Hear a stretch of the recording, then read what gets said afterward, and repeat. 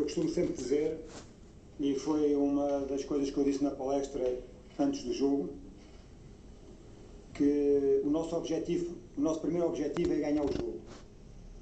Mas se não conseguimos ganhar o jogo, é importante não o perder. E foi isso a mensagem que nós passamos aos jogadores. Vamos jogar honestos, com o pensamento em ganhar. Mas se o adversário for melhor do que nós, vamos tentar não perder. O importante é somar pontos, ok? Uma equipa como o Michelin, que luta pela manutenção, é importante somar pontos. Um ponto é bom, 3 é fantástico. E hoje 3 foi fantástico.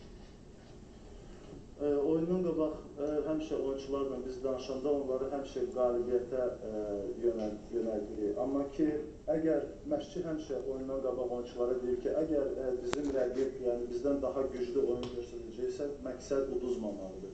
Yəni, biz İmişli komandası üçün hər bir xal qazancdır, amma əlbəttə ki, 3 xal qazanmaq bu fantastik bir nəticədir.